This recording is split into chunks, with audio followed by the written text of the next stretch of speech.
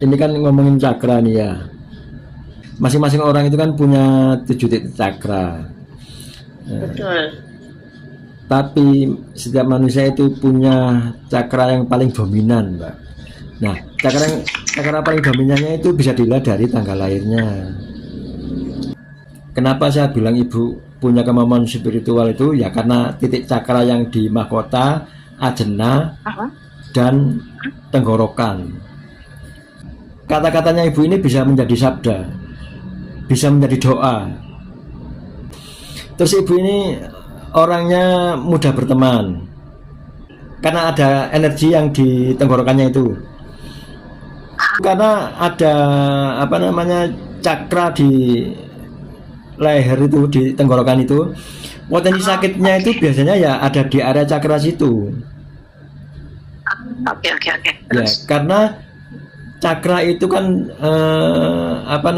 generatornya energi, penghasilnya energi, atau keluar pintunya masuknya energi kan di cakra situ, Bu.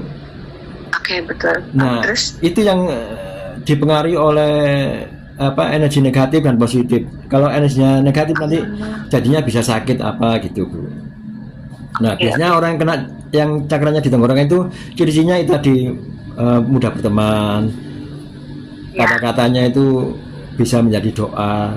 Gitu. Alhamdulillah. Kalau makanya harus hati-hati kalau berkata-kata, karena ibu berkata-kata itu misalnya kalau marah sama orang sampai keluar kata-kata yang jelek itu bisa kejadian betul.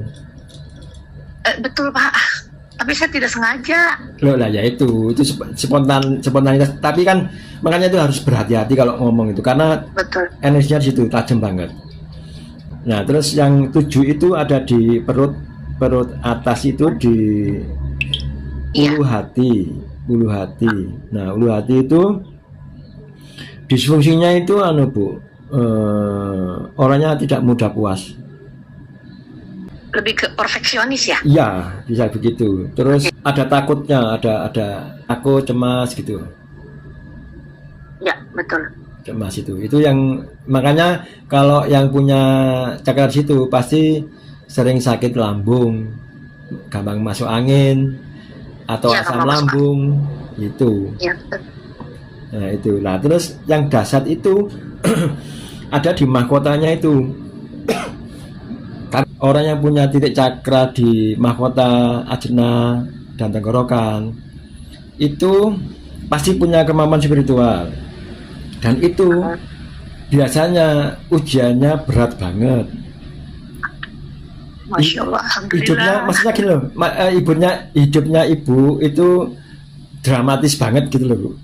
Ujiannya banyak banget ya.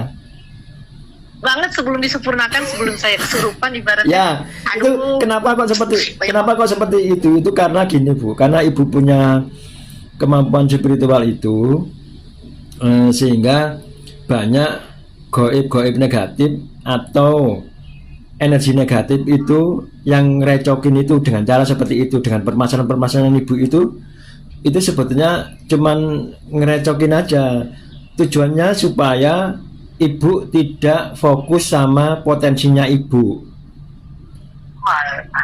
Ya, itu yang saya rasain sebenarnya. Itu kalau ibu sudah kena masalah-masalah itu kan nggak fokus, ibadahnya nggak fokus, terus ya nggak fokus ngurusin potensinya gitu loh. Betul. Itu karena itu sebetulnya karena itu. Kalau itu dibersihkan, kalau itu diolah, insya Allah nanti terminimalisir. Harus setiap hari dibersihkan, dirawat gitu loh. Kalau enggak, ya hidupnya susah gitu terus, bermasalah terus gitu. Itu bermasalahnya itu bukan karena apa-apa ya, karena itu tadi loh, Bu, supaya ibu tidak bisa fokus ke potensinya. Karena apa? Kalau potensinya ibu itu aktif, tumbuh, berkembang, wah, nanti yang negatif itu terancam pasti, minggir semuanya. Oh, pantes kan gini. Termasuk dengan usahanya ibu itu. Nah, berantakannya itu ya karena menurut saya karena potensinya ibu tadi. Ibu dia nyerangnya dari berbagai macam cara sudah, supaya ibu tidak fokus sama potensinya ibu gitu loh. Nah kalau menurut saya ibu ini potensinya besar banget karena punya tiga titik cakra yang sangat spiritual itu yang di mahkota, ajna sama tenggorokan itu. Wah itu makanya harus yang kita itu harus benar-benar merawat cakra kita itu karena di pusat energinya di situ. Itu pusat keluarnya energi negatif dan positif. Kalau kita stabilkan, kalau kita rawat, insya Allah yang keluar itu akan baik. Yang dihasilkan itu energi baik, bukan energi yang negatif gitu loh Bu. Begitu. Kayak kemarin nih. Makanya harus sering dibersihkan. Jangan pernah capek untuk membersihkan karena gangguannya dahsyat banget karena potensi ibu tinggi banget, potensi spiritualnya tinggi banget.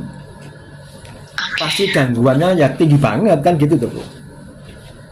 Gitu. Iya, betul. Gitu.